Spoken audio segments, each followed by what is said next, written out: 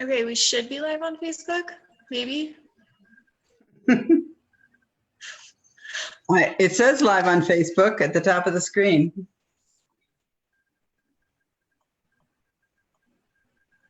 Awesome. We should be.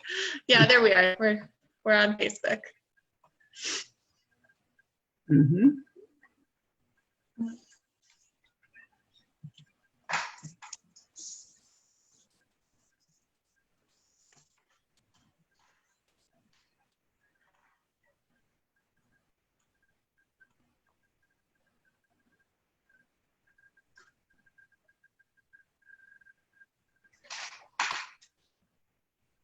I've been in touch with him. Robert Rocha? Rocha?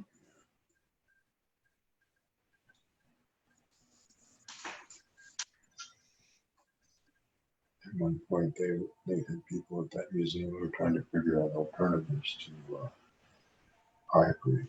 So, Mm. Including walrus ivory, including alternatives to that, like plant ivory or something, for indigenous people or for just the general audience. They were looking for many sources of ivory in the Sure. which of course was difficult because you couldn't purchase it. Sure. It's still Mm-hmm. legally. I mean, Yeah, it's surprising since they can make fake diamonds. It's surprising they can't make fake ivory. I mean, they do. They make plastic ivory, but it isn't the same. Doesn't have the same qualities. right. It probably can't be carved.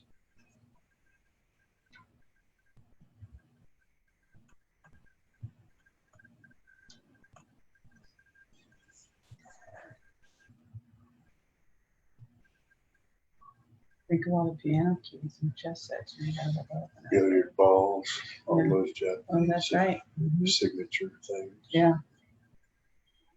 Well, of course, that's the way people started, is exploiting animals. I mean, certainly we're not. We're calling some of that into question. Well, yes. But we're not. There's no reason to be totally hostile to it. It is a human. Right. Comes from our earliest humanity, the earliest days of humanity. Mm-hmm.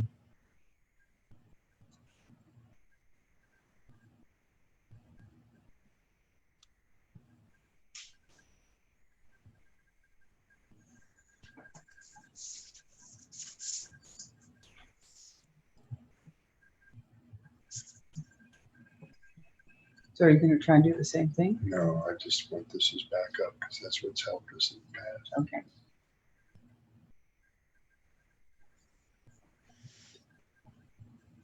I just, we're going to see how this works. May or may not. I think it will bind. Yeah. If it doesn't, then we use that and you sit here, Okay. look into the screen. Some help.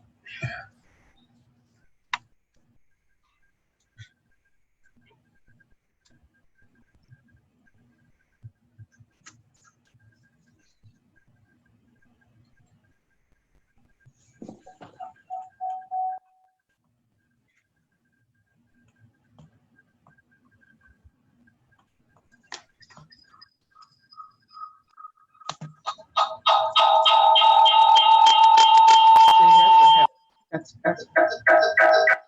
turn that. This may be my problem. At least turn the audio off on that one. Turn the audio off. Can you do that?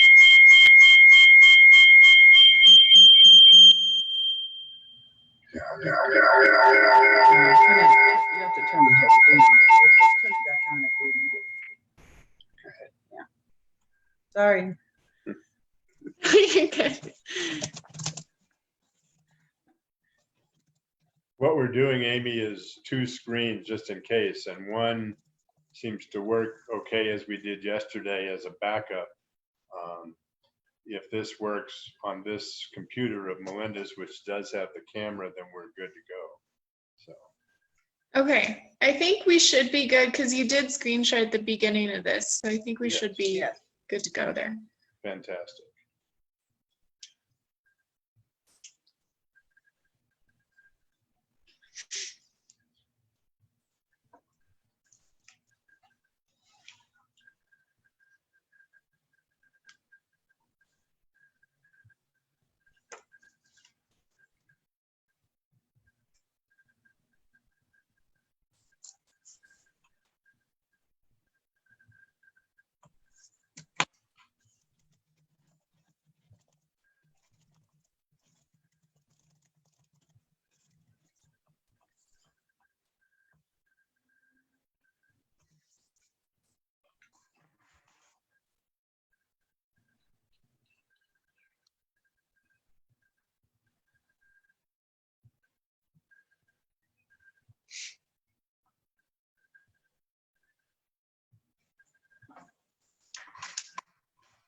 Getting close here.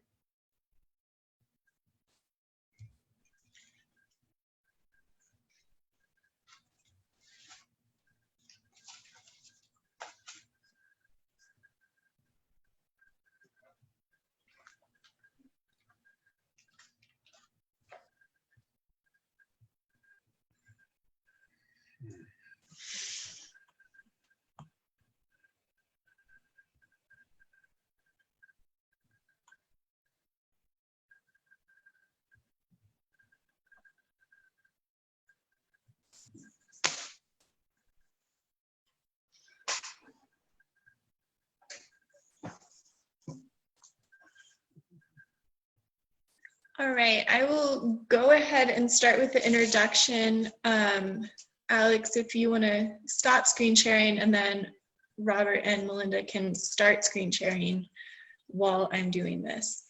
So welcome everyone. Thank you for joining us on, I don't know, I think our 4th installment of Human and Wildlife Interactions.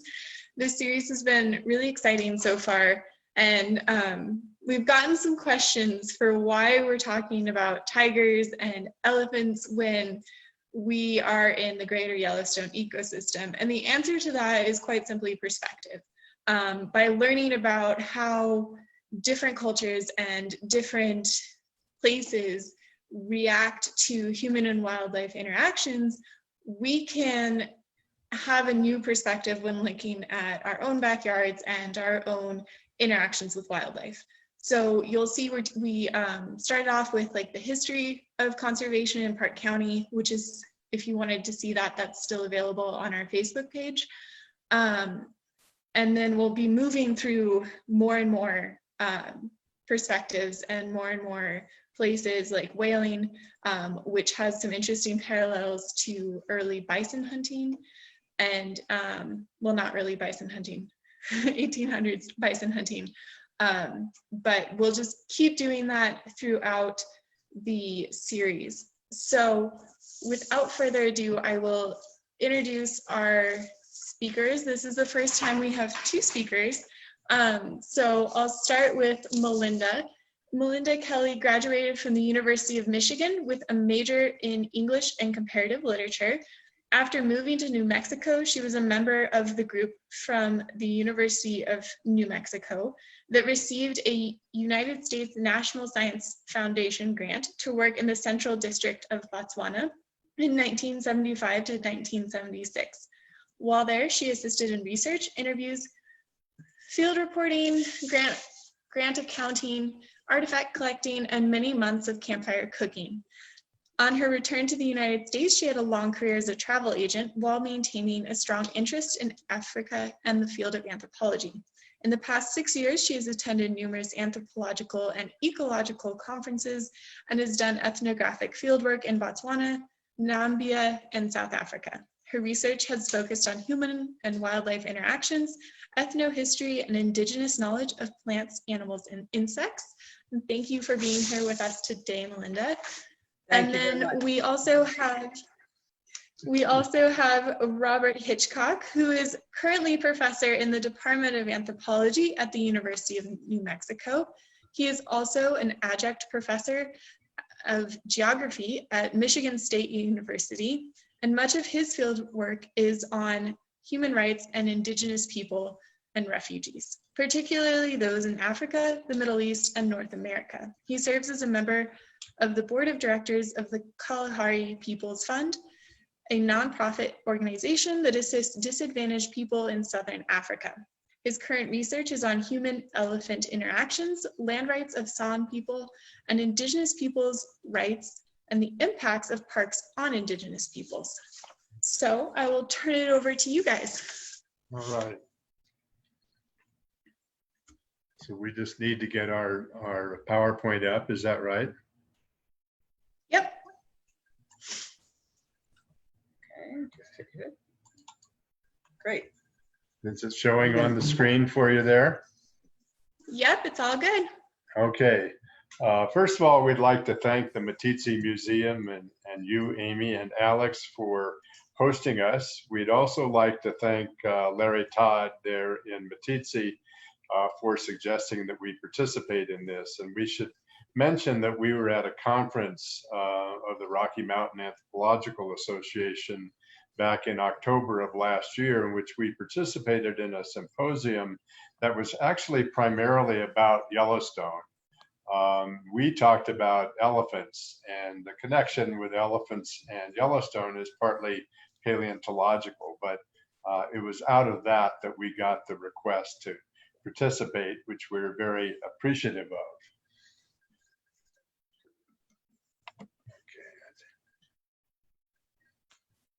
Sorry.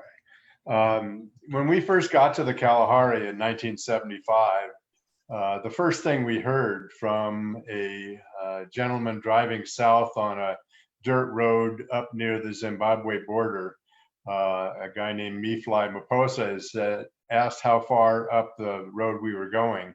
And he said, "Don't go up too far because I'm being chased by an angry bull elephant." And as a consequence of that, we realized that elephants were going to be at least part of our work over the next few years, which actually they have been for 45 years. Oops. Okay, elephants are part of the Proboscidea set of families, and they exist throughout the world. Maybe not as many in South America. We've been trying to find that out. But certainly in North America, mammoths, mastodons, etc. Africa has got forest elephants and savanna elephants and desert elephants. So we'll talk about all of those in our presentation here, and obviously in Asia as well. There are a lot of current issues that are being discussed in National Geographic, in the British Broadcasting Corporation, a number of others. Some of that has to do with the trade of ivory, which actually is way down. The sale of ivory stocks has been voted against by CITES, the Convention on International Trade. And at the same time, there have been some mystery die-offs, as we'll describe, of elephants in the Okavango, partly where we work. And the big question is, under what conditions are these elephants dying? Some suggest that it might be some kind of toxins in the soil or the water. And the other thing is that elephants are no longer being exploited by circuses in the United States or in Europe.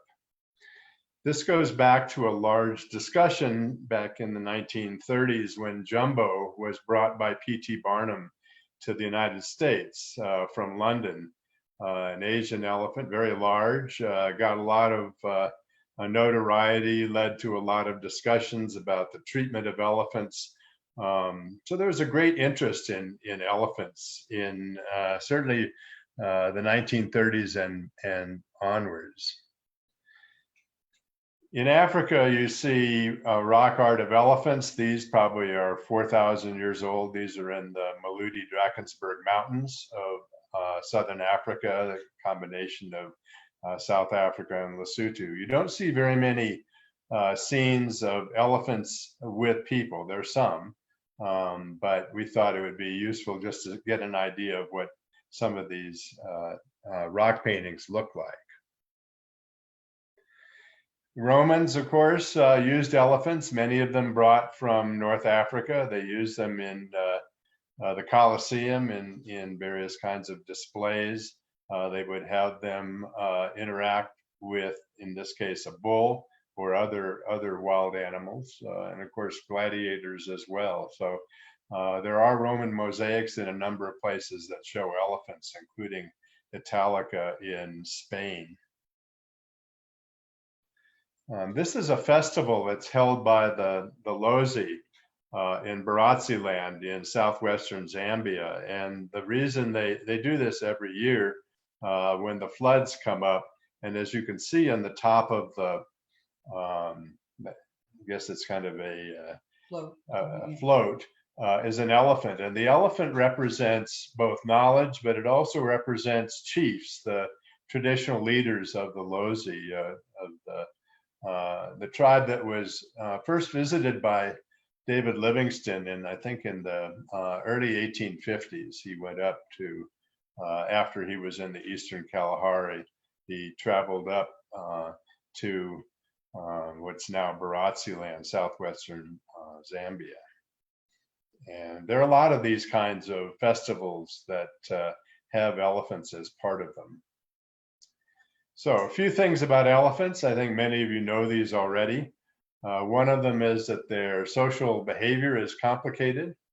That elephant groups essentially are matriarchies. They're matrilineal. They're made up of cows and calves, and they're organized into family and kinship-based units. And the discovery by Joyce Poole and Katie Payne, actually in the Portland Zoo back in the early 1980s, was elephant communication, and they use infrasound. This was first discovered in Portland, and then they went into the field, Poole in Kenya and Katie Payne in Namibia, and started recording this. This sound is communication that can stretch maybe 40, 50 kilometers, and they share all kinds of information. They'll share information on any kind of hunters who might be in the area, or they tell each other where water is. They find out where other elephants are. There's an amazing science having to do with elephant communication. And it's interesting, if it's similar in some ways to the work on primates. If you think of some of the critical people in primate ecology early on, like Jane Goodall and Diane Fossey, almost all the really interesting, or not all of it, but much of it, the research is by women, both in the field, Cynthia Moss, Joyce Poole, and others working with elephants. So this is a matriarch and a calf. A matriarch usually can be 40, 45 years old, essentially leads the cow-calf units. Essentially they're groups that stay together, not just for the 40 or 50 years of an elephant life, but actually through generations. Sorry. So some of the arguments about elephants have to do with Botswana, as we'll describe, but you can get an idea here. These are elephants that you can see the reflection in the water. This is along the Chobe River, which is a big place for elephants. Again, looking at some of the elephants, you'll notice in the background are trees, and elephants and trees have an interesting interaction. There's a lot of stories about elephants and trees. We'll get into some of those in a moment. So this is the elephant range in Africa, and some would say it's shrinking, but you can see there's in West Africa, Central African Republic, Cameroon, etc. There's a set of elephants, forest elephants. Then there's a whole set of elephants in East Africa, and then down into Southern Africa. An elephant range in some areas is expanding, for example, in Angola and in Sudan, interestingly enough. The African elephant is Loxodonta africana. This is an example. I think you'll notice in the background are acacia trees. They've been renamed by botanists to Vachellia trees, and they have a variety of different kinds. It's important to note that because elephants are a major source of the spread of these kinds of trees. They not only knock them down in some cases or feed off them, they also move them. This is the elephant range in Asia. You can see in India, up into Nepal, across down into Southeast Asia, Malaysia, Thailand, and we'll talk a little bit about Thailand. And these are Asian elephants. They look different, and we'll show a slide in a minute that compares the two. You can see that they have larger heads. They're actually more domesticated, or at least in some cases have been domesticated in Asia for a long time. And this is the total number of elephants. There's a lot of argument about this, but we're estimating roughly 465,000 In the world. in the wild. In the world. Sorry, in the world. Sorry, in the world. Yes, exactly. And there are 415,000 in Africa, about 50,000 in Asia. The number of Asian elephants that have been in captivity is 15,000, and there are roughly 230 elephants in zoos. Lots of places venerate elephants, and India is especially an important example. You can see it in the temples, you can see it in the decoration of elephants, you can see it in the things that they put around their feet, etc. And elephants are used for work in a variety of ways, and this is having to do with forestry projects. This is from Thailand, but elephants have been put to work in a lot of different ways. And this is a comparison of the African elephant and the Asian elephant, and you can see a few things. The African elephant is larger, the Asian elephant and has larger ears. The Asian elephant has kind of a rounded forehead, and but both of them and the trunks are quite different as well. And obviously, trunks are critical for a whole set of things, for smelling things, for pulling down vegetation, for getting water and spraying it in their mouths, or spraying water on their calves, etc.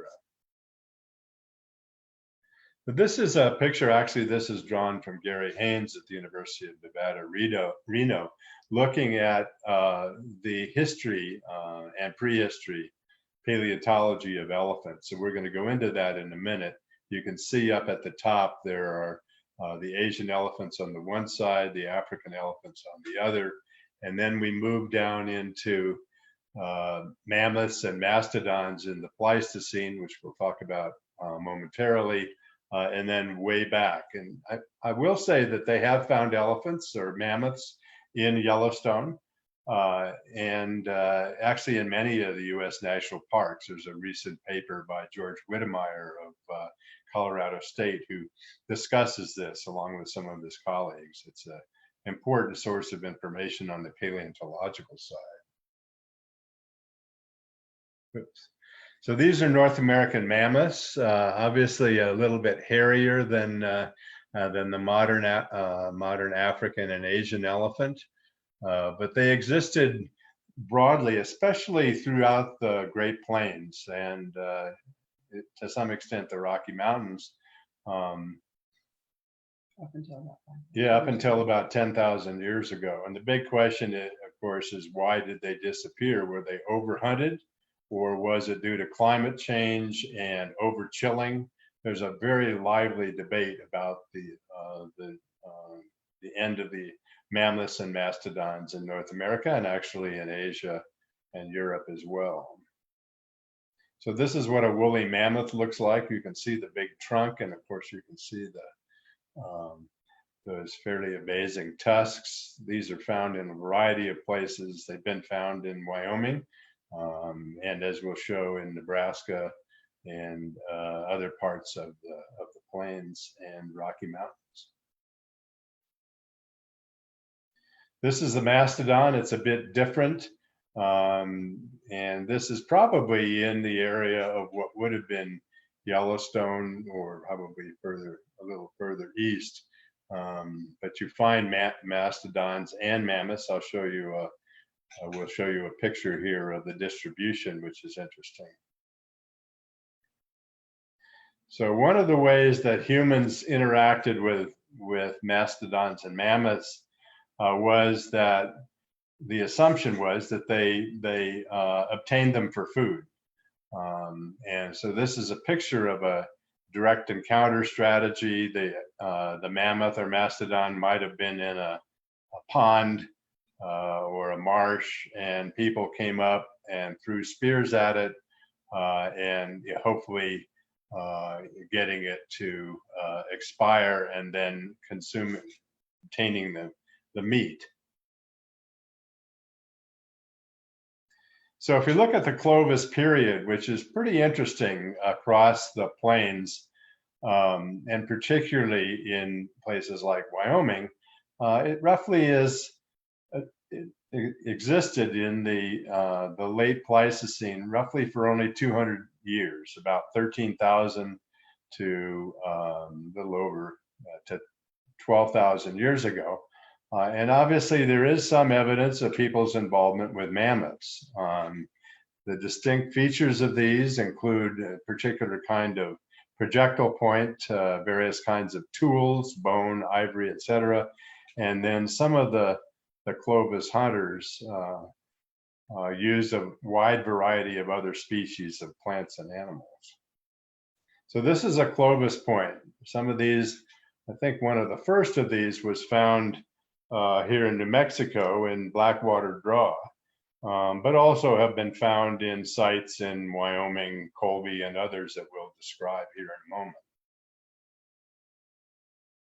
So the question is, how did they survive? How did they exist? And the assumption is that they lived in small groups, maybe so-called bands, roughly 25 to 50 people.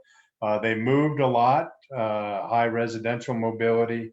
They may have moved over thousands of square kilometers or maybe smaller. There's a lot of argument about that too, but they were clearly covering a fairly large area.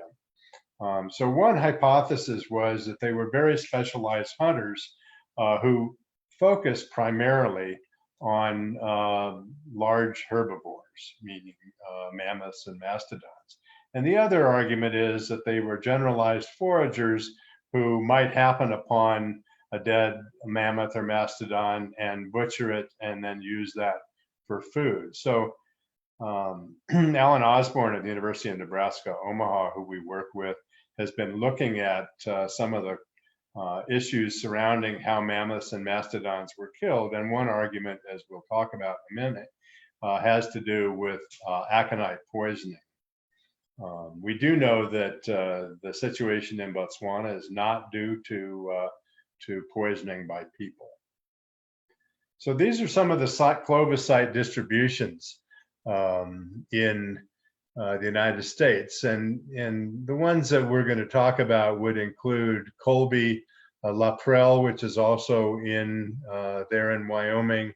We'll refer to some of these sites that are up in Washington, and then down here in New Mexico in Blackwater Draw, which has been excavated since the 1930s. It was pointed out to us by a Texan today that we don't have very many examples of Texas sites. There are a number of them, one just north of Austin that we don't show on this map. So these are some of the sites. Very hard to see this, but the Colby site, the number of mammoths who were either killed or died at the hands of people or were scavenged had 4 Clovis points in them. So you can go through the rest of these. You could see some of the places. You get them in South Dakota. You get quite a few down in southern Arizona and in Colorado. So this is the La Prelle mammoth site in Wyoming. And this is interesting. George Frizen from the University of Wyoming has been working there with Todd Suravel and a number of other University of Wyoming archaeologists. Maybe, I'm not sure if Larry Todd has worked there, but they've had University of Wyoming field schools working on La Prelle, and this is an example. It's a very deep site next to a draw, not easy to work in. And a couple of things about the prey, if you want to say that. The mammoths, they're pretty large, 5,000 kilos, 3 meters high at the shoulder, so about 10 feet high at the shoulder. They've got big tusks. And then the amount of blood that exists in them is 50 kilograms. So, but you can get a picture there of an individual standing next to a mammoth. And then this is what the carcass yield is, how much of an animal is available for consumption. And there's been a lot of studies like this, not that many of mammoths, obviously, or elephants, but some of buffalo and other species that elk that predominate in Yellowstone. But it just gives you an idea that it would be a great source of protein and other nutrients. And this is a picture of where one of these bone points is in the Manus mammoth that's in Washington. It's interesting to see the location of some of these. And this is the distribution of mammoths and mastodons in North America. So you see mostly mammoths in the west, mastodons, remains. Sorry, these, the physical remains of these. And then you get mastodons primarily in the east and in Florida, but also some, say, in Missouri. An interesting point that we wanted to bring out is that the state of Nebraska, their state fossil is the mammoth. And every single county in Nebraska, they found either mammoths, primarily mammoths, in every single one of the 93 counties. It's interesting because they have a mammoth in front of the Nebraska State Museum named Archie that school children come to see on a regular basis. Not maybe at the moment, but the Nebraska State Museum has a whole set of incredible material on mammoths and other early species from the Pleistocene. So we get into a little bit the metabolism of mammals. If you're dealing with elephants, their metabolism is pretty interesting. And if you compare that to mice, mice, of course, a lot of our medical work is done on mice, not much on elephants. But one of the arguments is that it wouldn't take too much in the way of poison to kill an elephant. So this is something that our friends in the Central Intelligence Agency did. Back in the 60s, they decided they had a zoo elephant, I think possibly from the Washington Zoo. They injected it with LSD, little experiment. It didn't work very well. We've spelled mush wrong in this slide, our apologies. But the idea was to see what would happen. And what happened is the elephant died pretty quickly. So one of the arguments that's being made is that various kinds of experiments were being done even in the Pleistocene to try and obtain elephants. And this is the physiology of an elephant. We just thought this was an interesting example. We thought we shouldn't show a lot of slides of dead elephants, partly because it's difficult to look at them. And we thought we'd focus primarily on live elephants. So the big issues in the Clovis period, and this is being argued by people, especially in Wyoming and Colorado and elsewhere, whether they were mammoths and mastodons were regularly preyed on for food. Or alternatively, was the meat scavenged instead? There's a whole series of archaeologists, paleontologists who've been arguing this from Texas all the way up into Canada. And the question back in the early days, in the early 70s, by Paul Martin at the University of Arizona, was that humans were responsible for megafaunal extinctions, meaning all those large fauna, mammoths and mastodons, were killed off by very efficient hunters. That's an open question. There are a lot of people who don't believe that the actual transition to post-Pleistocene fauna had more to do with climate change. So we've been looking at elephant-giraffe interactions, and this is an example. One of the ones on the left is a picture we took in Namibia at Etosha National Park of elephants and giraffes interacting, and on the right, I think this might be from Tweefelfontein, which is a World Heritage Site in Namibia. It's a petroglyph of a giraffe and an elephant.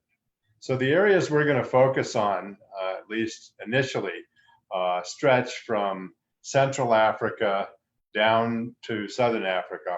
Most of our work has been in Southern Africa in the Kalahari, but the elephant range extends literally from South Africa all the way up toward Ethiopia, west toward places like Cameroon and the Central African Republic. Some places had a lot of elephants, no longer, such as Somalia. Some places have elephants that are now being discovered with remote sensing, such as South Sudan. So this is the Kalahari, where virtually all of our work has been done. That's a picture of an acacia or a Bachelia species. At the top, very important relationship to elephants. On the bottom left are meerkats. And then, of course, you get various kinds of predators, such as hyena. This is a spotted hyena, crocuta, and you can see the landscape in the Kalahari, but this is actually a drier picture. And then you have the Namib, which is one of the driest areas in the world, maybe like the Atacama Desert in Chile, but it's got very low rainfall, and it abuts the Atlantic Ocean, and you get desert elephants, and that's the significance of this. This is a shot of desert elephants, I think in the Wanib area of Namibia, and there are about roughly 300 to 500 of these desert elephants. A lot of work going on, very fine work looking at the desert elephants. So what are the approaches that one uses to African elephants in particular? And this comes from Elizabeth Marshall Thomas, who actually worked, as we did, with Zhuangzi Bushman beginning in the early 1950s.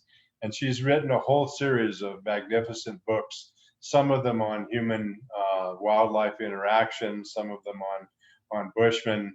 And she wrote a book called The Old Way in 2006, in which she differentiates between what hunter-gatherers did with elephants. They basically cohabited with them. They couldn't communicate with them directly, but they tried to live with them. And this contrasts with what you might call a colonial approach, in which elephants were seen as problem animal control programs were initiated, in which elephants in some cases were culled. This occurred in places like Zimbabwe and South Africa. It stopped in South Africa when Nelson Mandela came into power in 1994. And culling is obviously an unpopular strategy. It was done.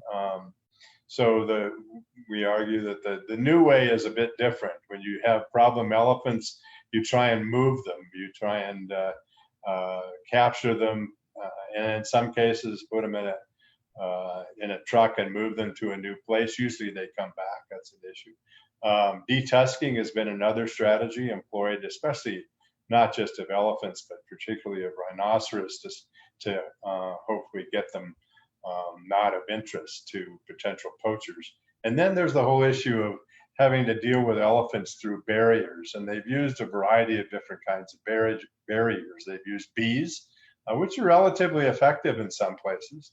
They have chili bombs, which explode when elephants come close and they don't like the chili. It gets into their trunks and they go away. And then they have fences. And we want to talk a little bit about fences, which is what we're experiencing. So this is a veterinary cordon fence, and they put these all over Southern Africa. And they did it partly going back into the 1890s because of the spread of rinderpest, a disease that was killing both wildlife, including elephants, as well as livestock. So they put these over much of Southern Africa. And they had some in East Africa as well. There's one issue, however. Elephants do not necessarily like barriers. They find a way to get through them. Sometimes by force, sometimes by stepping over them. So the consequence of that is if you don't want to shoot problem elephants, which we prefer, you use alternative strategies. People in the Kalahari, these are Xunquazi. Melinda took this picture last year.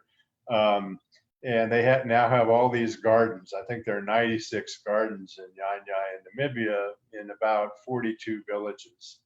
And a lot of the assistance that's been going into there has been from foundations. So Polly Wiesner at the University of Utah has a foundation, the Tradition and Transitions Fund, which has been developing elephant protections. And here's an example.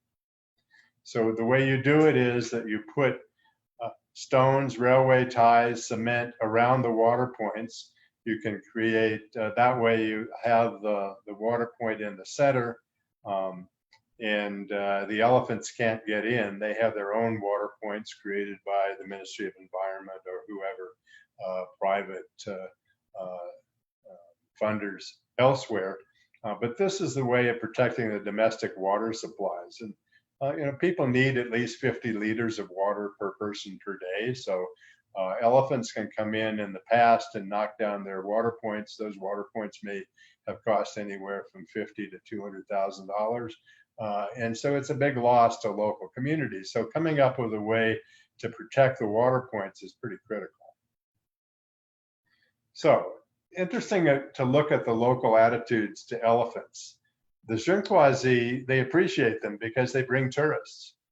They think that they're intelligent. They think that they're pretty crafty and not so predictable. It's interesting to note that in the 1950s, there were very few elephants in the northeastern part of Namibia where we're working with some of our colleagues. And then I think the last count was 2,800 elephants, maybe up to 3,500 elephants. That's more than there are people in that area. So the Xunquazi are trying to figure out a way to work with them. They use elephants in a variety of ways. They prefer not to hunt them. They don't like to eat elephant meat. They say that elephants are dangerous, but they do compete with water, with people for water. And so that's a huge issue. So this is a picture of Botswana, and we'll mention a couple things about Botswana, which is where most of our work has been done. Up in the northeastern corner of Botswana, near Zimbabwe, is where some of our field work has been done. But where the elephants are dying in large numbers, now up to 420 as of today, is in the Okavango Delta. In the blue area in the northwest part of, which is a World Heritage Site. I think that was declared in 2014. But some of our recent work is in the Central Kalahari. Interestingly enough, because of the huge population of elephants are coming into the Central Kalahari and are raiding people's gardens, and they're actually getting in as far as Gaborone, the capital of Botswana, down in the south.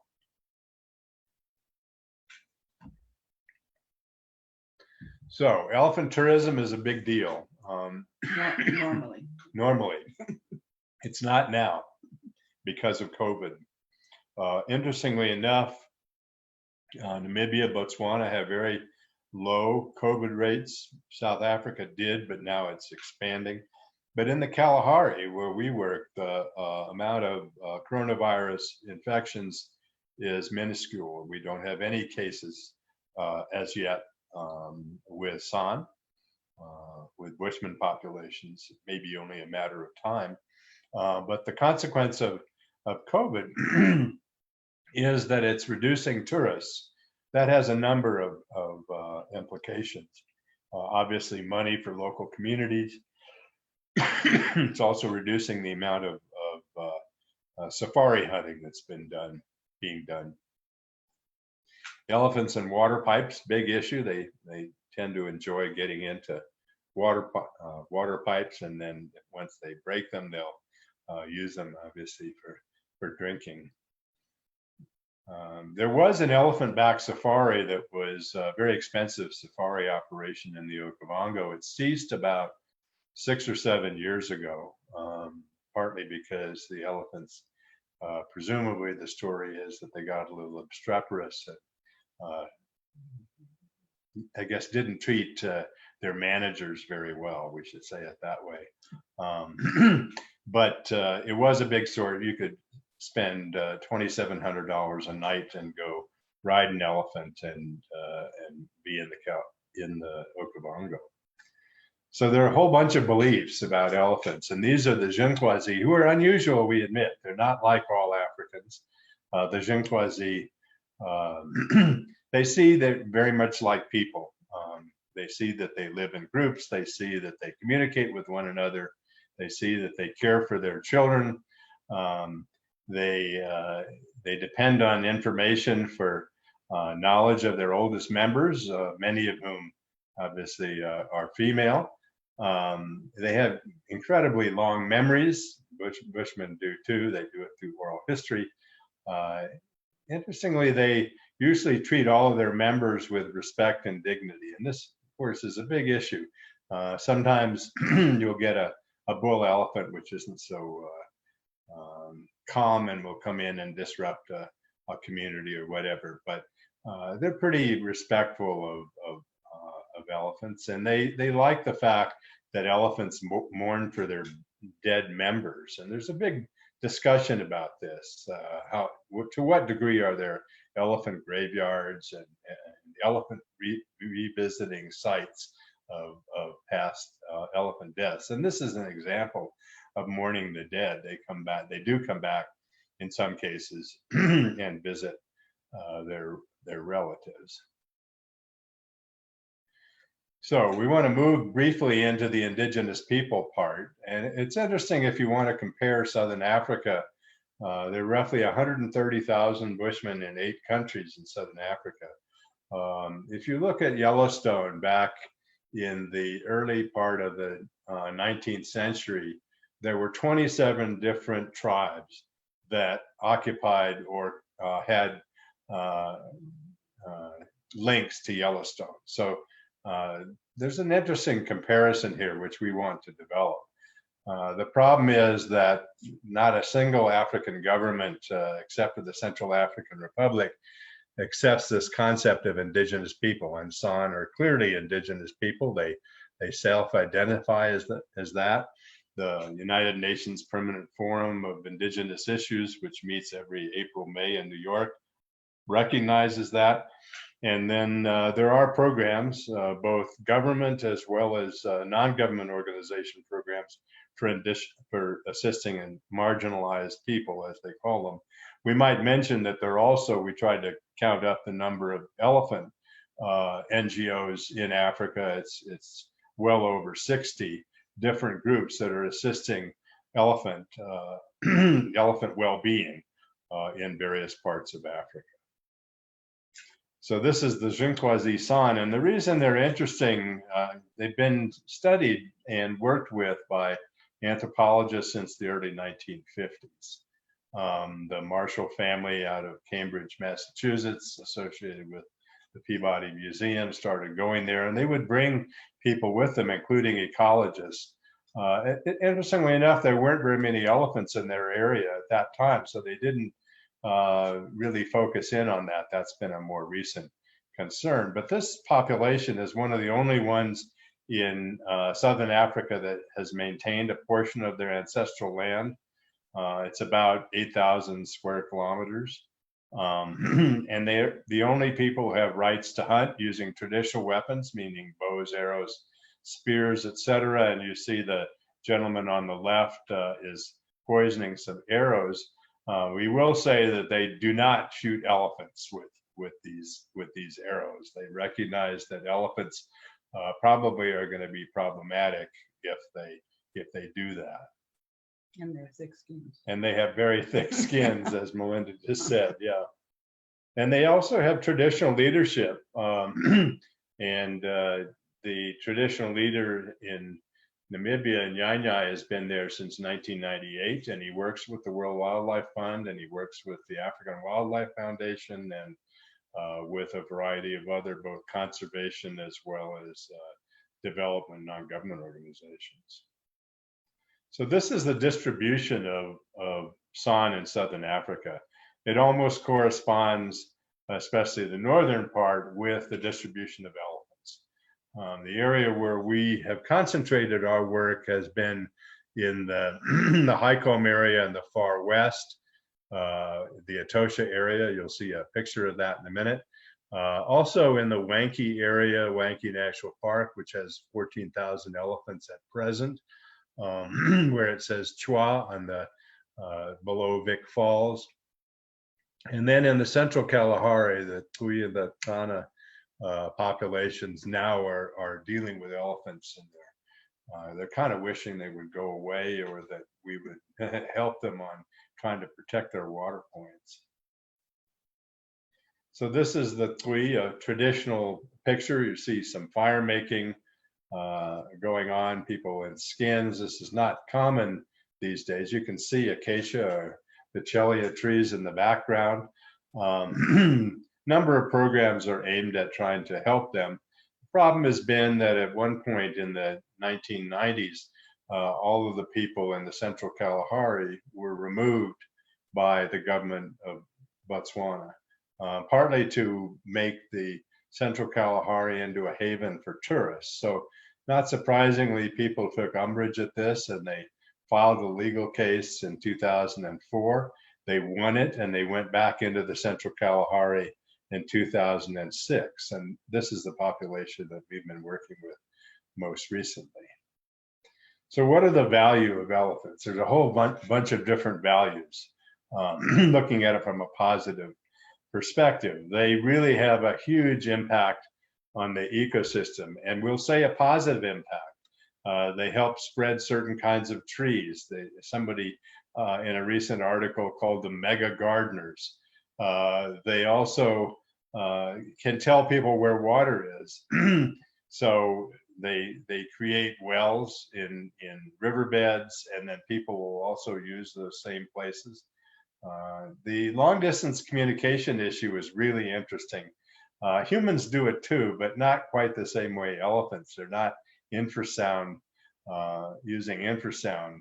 Humans will do various kinds of information systems, like maybe light a small bushfire to indicate that they're coming to a new area, that kind of thing. And they understand that elephants are really great symbols of strength and knowledge.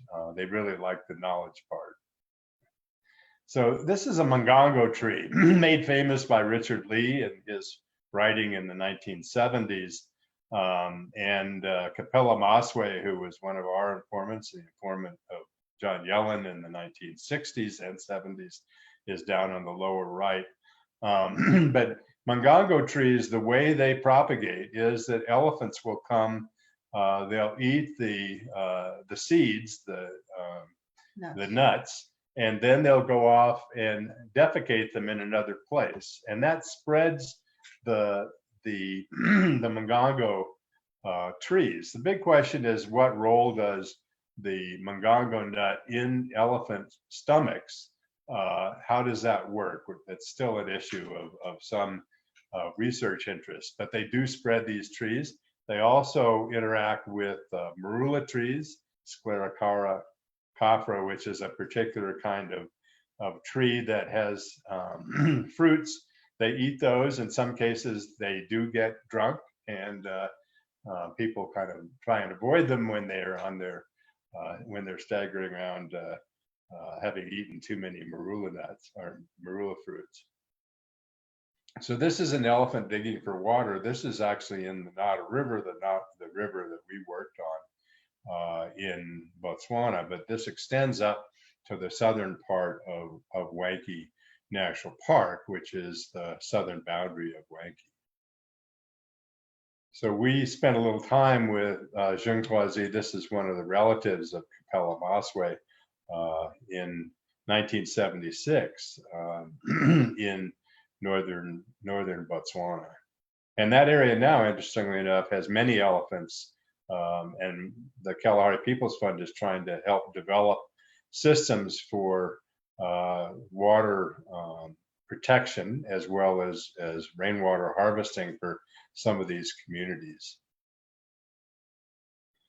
Conservancies in Namibia get a big play, and they essentially are communal land, which the communities have the rights over the wildlife in those areas, and so they can use the wildlife themselves. They can bring in tourists. In some cases, they lease out hunting rights to safari companies. But some of the interesting things about these conservancies are that many of them have elephants, and elephants are an important part of the conservancies. And also they do bring tourists, which of course people want. So this is the Etosha National Park, and we've been working here for a number of years, since 2012. But most of the water points are in the south, that you can see from Namatoni on the far east to Okokoyo on the far west. What the Namibian government has been doing is that they had a whole set of peoples who lived in the park until 1954. They relocated them out of the park at that time, and basically made the park into a wildlife conservation area. And so it's not a lake. And this is not a lake. This is essentially a pan. So it's similar to the Makati Kati pans. It's like the Great Salt Lake. Except no water. Except no water. So this is what elephants in Etosha look like. You get an impression that they do roll in the dust. This is on a pan. Interestingly enough, some of these elephants will come into human-created water points, especially in the evenings. And so the artificial water points, both in Wanki and in Etosha, have made a huge difference for wildlife, and particularly for elephants. It's increased their numbers considerably. The other feature, it's pretty important, is fire. And we should mention that they had a huge fire, and this, of course, was a huge issue in Yellowstone in 1988. It's been an issue in Yosemite. People manage fires, or did in the past, Aboriginal people. But nowadays, sometimes these fires can get out of hand. And they did in Etosha in 2012, and killed a large number of elephants and rhinoceros, giraffe, etc. But the issue now is how to figure out to control fires, and various organizations are working on this with European Union money, USAID money, meaning the State Department, etc., trying to work on fires and water points, etc. They have a number of village schools that have been started. This was started by Megan Beasley and the Kalahari People's Fund back in 1990. And these kids are learning, these are Xinhua kids, and they're learning about environmental issues. There are similar programs in Kunene in the northwestern part of Namibia, some in the what's now the Zambezi region, working with local people. And taking kids to see elephants, which they may never have had a chance to see. So the other big issue, of course, is climate change. This is affecting both people and elephants. The problem for the people side is that you see greater variability and risk with environmental change, and more droughts, for example, more fires, higher temperatures, etc. And the impacts largely are on indigenous and small-scale minority populations. And this is true throughout Africa as well as in Asia. So the pressures are huge if you combine the climate change impacts as well as changing policies of governments. Zimbabwe is an interesting case. It's having its problems politically and economically, but quite a few people have been going to what you see on the to Wanky and the left-hand side, the Chilocho area, Matabele Land North is where Wanky National Park is. And our work is primarily trying to help local people in either recovering the rights to return or at least use resources in protected areas like Wanky or the Okavango or Etosha.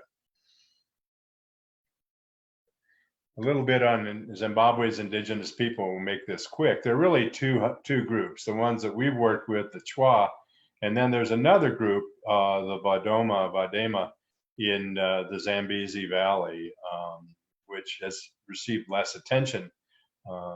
But they do have programs that work with both. The Campfire Program, Communal Area Management Program for Indigenous Resources, developed by Zimbabwe in the 1980s, works with both San Chwa as well as with Doma. And these are some of the Chwa. These are similar, they're relatives of the people we worked with in 1975, 76, although they really weren't in touch with one another, partly for political reasons. It was hard to cross the border. The war was on until 1980, and then they had a whole series of problematic events, especially in this region of Zimbabwe, that resulted in the disappearance of many of the Chwa and Kalanga and Ndebele. But they're coming back and they're now seeking recognition in Zimbabwe. And one of the main ways that people utilize protected areas is they get mopani worms, which are both, they sell them, they eat them. They have to dry them and then cook them Like over a fire. caterpillars. They're like giant caterpillars. It's an interesting strategy. But many of the people who live just south of Wanky exploit these. So Wanky is interesting in itself. The people were moved out. The Chwa were resettled in 1928. The area became a national park in 50. And now a lot of experiments have been done in that area with these campfire type programs, community-based natural resource programs, which they also do in the Great Plains. World Wildlife Fund does them in Montana, Wyoming, Nebraska, etc.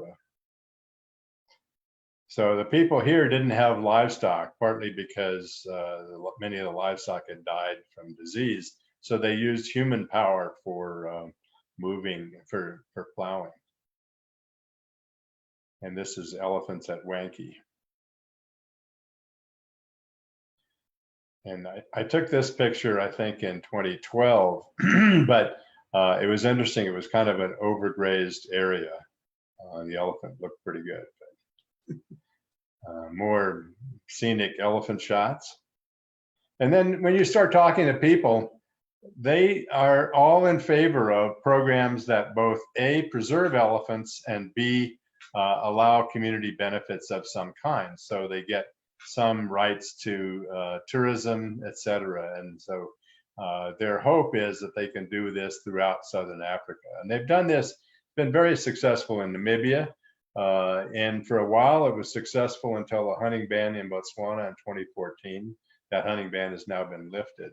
And in Zimbabwe, it was started in '86 and lasted up until maybe the mid 1990s. So what's happening with people is that they're moving back to the bush. This is a picture by James Suzman next to a baobab tree of some Jinquazi leaving Chumkwe, the major administrative center, and going back to these remote villages of theirs. And the reason they're doing it is they want to be away from the potential of getting coronavirus. It's been a fairly effective strategy. How much this will work is a question. But so far, there are no cases in these remote villages. One way they communicate, including about elephant distribution, is through cell phones.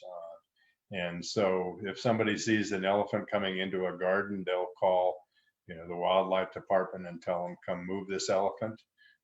They tell each other about things having to do with elephants, but they'll also, if you ask them a question like, what's the word for cousin, they'll call on their cell phone and they'll tell you the name in Junqua. A lot of investors. The United States has been a big investor in the past, EU now much more. So you get various kinds of development institutions, and then you get non-government organizations like Worldwide Fund for Nature, which is based in Geneva, WWF US, which is based in Washington, Conservation International. All of these have programs that are assisting in, especially in wildlife-related activities. This is in the Seretse-Khama Airport. Sir Seretse-Khama was the founder of Botswana, was elected in 1966. First president, sorry. He was the first president. And his son, Ian Khama, Seretse Ian Khama, was very much a conservationist. He worked with Conservation International, and he stopped all elephant hunting when he was president. And all these tusks. And all these tusks are ones recovered from elephants that were not killed but were found in the bush. This is a, a coffin from, I think it's either Sierra Leone, probably Sierra Leone, but you notice the symbolism. So what are the current trends? Well, interestingly enough, poaching's on the decline throughout Africa, with maybe a couple of exceptions, West Africa, Central African Republic. Ivory trafficking is down, sorry. The price of ivory is declining. A bunch of new elephant migrations are being found, including in South Sudan, even though it's at war. The Nuer and the Dinka are at war in South Sudan. Elephant migrations, of course, are getting out of the way of some of the fighting, but there are new populations, and now some new populations of elephants, and also, actually, interestingly enough, of gorillas have been found in Nigeria. So a lot of elephants are returning to the wild, and this is especially true in Asia, in Thailand. So the big future question is what happens with all of these, the people and the elephants. We're seeing, hopefully, more attention being paid to both human rights as well as conservation efforts. Now, this is hard in COVID-19 times. So there's pressure to try and provide support for some of these groups and to provide support for elephants. But without tourists in the area, that's pretty difficult. We do see now elephants, as we said, going back to the bush, as is happening, for instance, in Thailand. So we'd like to acknowledge a number of people, including Alan Osborne at Nebraska Omaha, Amy Phillips, also Alex Bessones, and Larry Todd for suggesting this. A lot of our work recently has been actually supported by the US, the Department of State, some of our recent work in Namibia. The National Science Foundation supported us back in the mid 70s.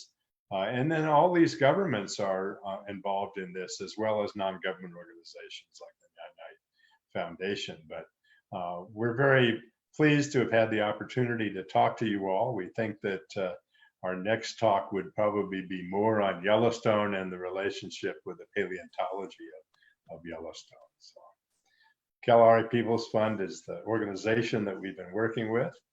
And we'd like to say thank you to all of you for your attention. We're happy to answer any questions. We do have quite a few questions. Okay. I'll start with one from Larry Todd, who said thank you for coming. But he also had a question. Given the evidence of elephant communication, what might you say about Pleistocene mammoth talking about human hunters, and how might that play into human overkill models? That's a fantastic question. And the answer is yes, undoubtedly they communicated, and how that affected, like they would certainly tell each other if they saw humans coming into their areas, and how that affected the way in which humans were able to deal with mammoths is the big question. they had the same capacity, physiological capacity for infrasound in the Pleistocene as they do now. It's interesting because I think in current Africa contexts, they do warn each other, especially about hunters, and we suspect the same thing happened in the Pleistocene. And then we have a couple different questions about indigenous groups. So the first is, what impact do you think that the most recent US Supreme Court ruling that Eastern Oklahoma is legally tribal land will have for indigenous groups worldwide? Well, that's a great point. We work with groups that Seminole and Creek and others that were involved in that lawsuit. And we think that we know already, looking at Facebook and looking at some of the blogs, that people are very encouraged that happened, that the courts actually gave land back to 5 tribes in Eastern Oklahoma. And even San are saying, see, it works, so we should, and the Haicom too, in the case of Namibia. So they're excited about this, and they see it as a great precedent.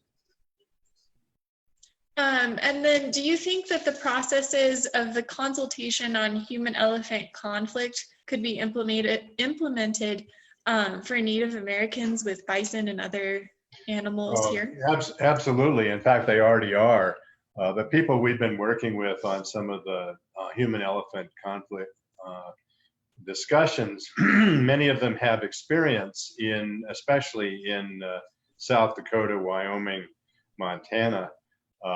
And they work with bison issues. And of course, you've got the Intertribal Bison Cooperative. There are all kinds of activities, but trying to get indigenous people more involved, especially the youth, is the idea that they're putting forth. And we just talked to some people in Germany today who've been working here in New Mexico as well as in South America and Africa. But they want to start working with Native people here, and they will look at bison interactions. That's a big area of concern. And obviously there's some really interesting work with bison. Some of the groups involved in the Intertribal Bison Cooperative see bison as being very useful. You watch bison, it can help with various kinds of post-traumatic stress disorder and other problems. So there's a lot of excitement about starting to work with Native Americans. And then can you expand on the context for recent elephant deaths in Botswana? Yeah, that's a hot one. We've been following this, and the National Geographic just published something today or yesterday that suggests that it may be due to something in the water. It's not affecting other animals. The current number of deaths is 402 or something. It's going to go up. But it may be cyanotoxins, cyanobacteria, which also affects coral reefs, affects dolphins, affects other species in other parts of the world. But they actually haven't gotten a veterinary result yet from all of their work. They're sending samples out to Zimbabwe, to Victoria Falls, to various kinds of veterinary places. It's still a mystery, but we do know one thing: humans are not responsible for the deaths of those elephants. It's got to be something in the environment, and that's the big mystery.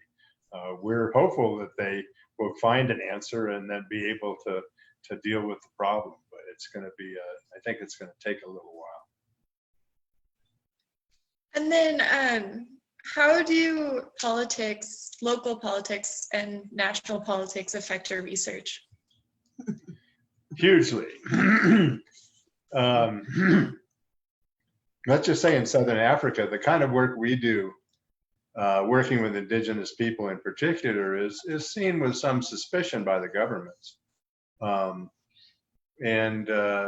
surprisingly, they've given us research permits to get in over the last 45 years.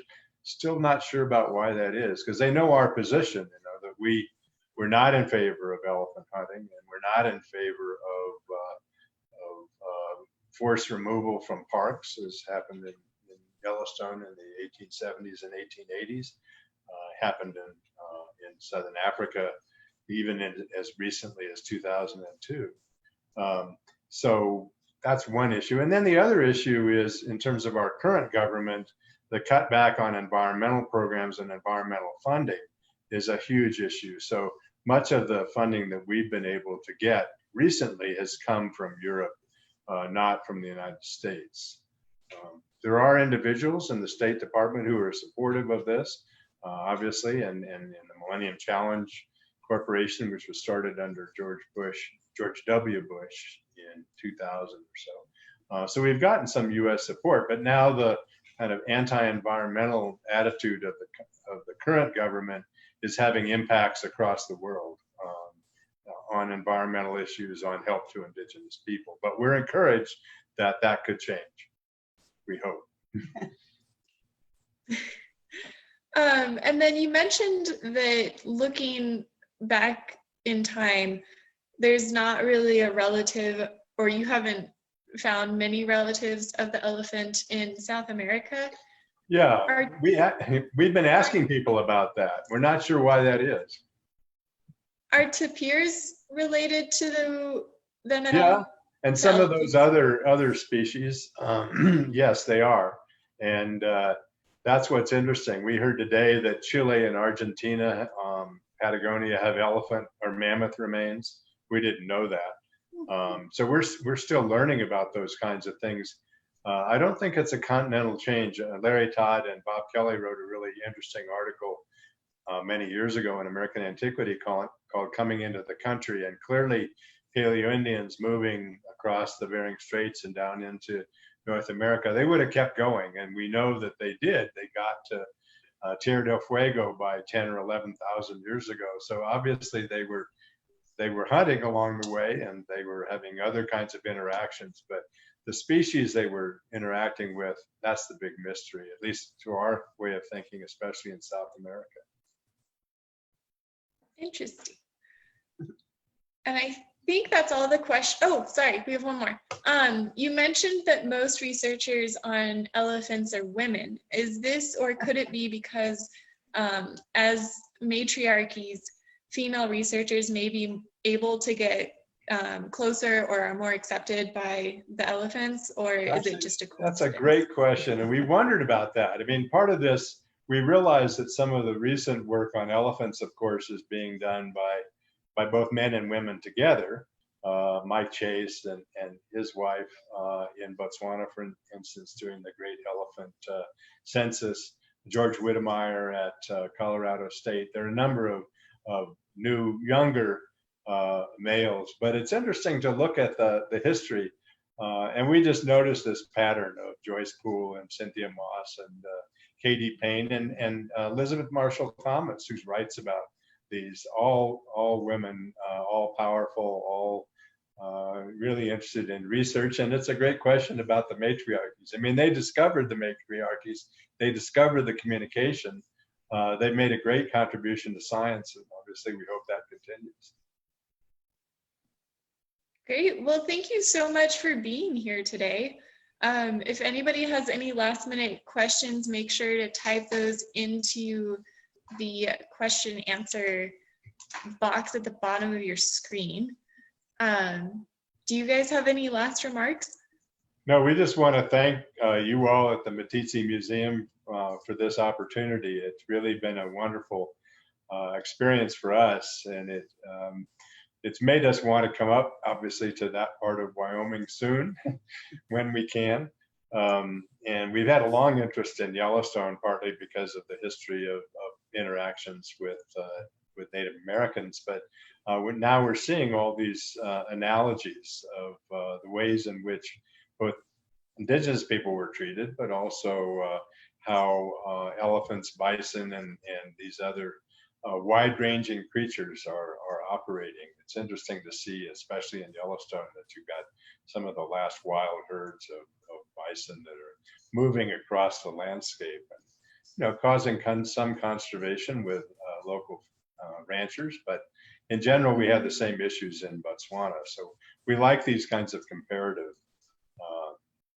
opportunities, and we have to thank you all for allowing us to do this. That actually brings up one more question. Sure. So in Yellowstone, they cull the bison herd if it gets too large. Yeah. Are there any similarities in Africa? Actually, that's a great question. The answer was yes.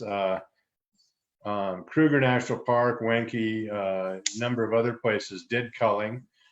We had friends who were involved with culling, especially in areas where elephants might carry, because sometimes elephants carry hoof and mouth disease, foot and mouth.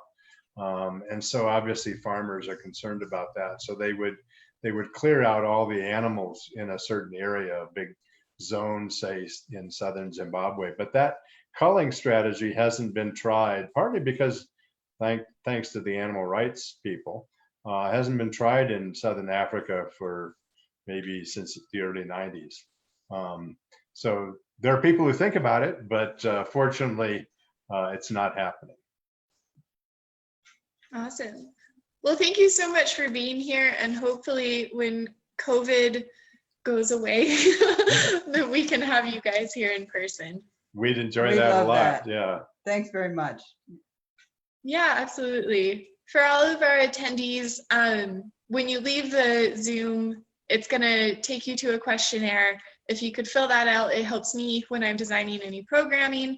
And it'll also have an area if you wanted to donate to the museum, you can do that there as well. So thank you everyone for joining us. Thank you. Bye-bye. Bye. Bye-bye.